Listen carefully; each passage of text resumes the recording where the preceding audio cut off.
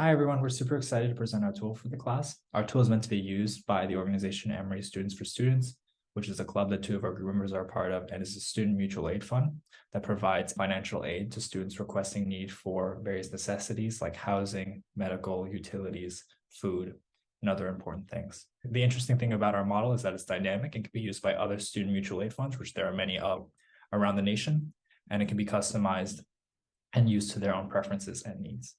The problem that we think that we're attempting to resolve is that in terms of how allocations are commonly done in Emory Students for Students, it's largely a person by person and largely subjective method of allocation. We believe that the current mode of allocation is extremely inefficient and also often inequitable to the students' needs. So we believe we've created a tool to help address that inequity and that inefficiency. Thank you, Spencer. So first, we'll look at the Google form. This is the form that requesting individuals students will interact with. So if I create an example person here, let's say that it is Stephen Zhang. They can also input their email, but we won't do that at this time. Then they will input their first most important category of need. They have the option to submit 3, but this isn't necessary. They'll also submit the amount they're requesting at that time. For this example, we'll put 2, run in medical expenses. They also have the option to provide 3. Then we'll click submit. This provides the data to a Google Sheet, which is linked to our Excel sheet.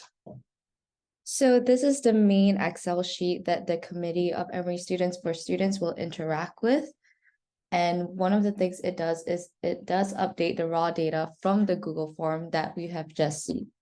So how this works is they will first press start and the committee will input the budget that they currently have for this month.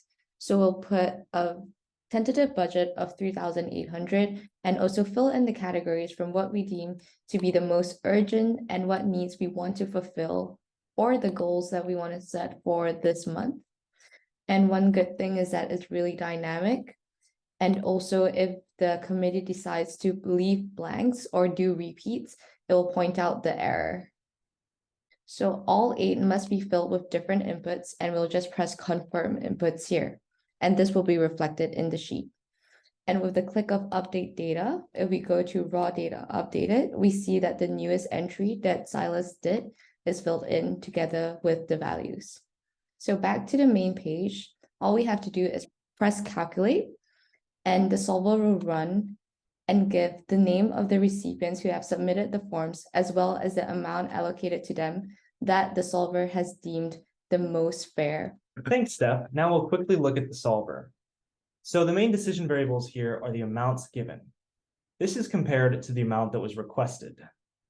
Then this difference is multiplied by the weight, which is calculated here on our weight calculation sheet.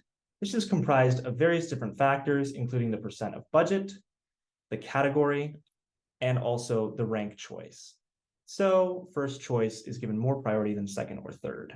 Here we can see the calculations of the weights, and these are transmitted to the solver to be used in this calculation of disparity. Our solver minimizes that disparity. So why our sheet is very useful is that the committee will only have to interact with the main page and is very simple and user-friendly. So once the month is over or the committee decides that they have new input or a new budget, they can simply press clear sheet and begin again. Thank you for your time.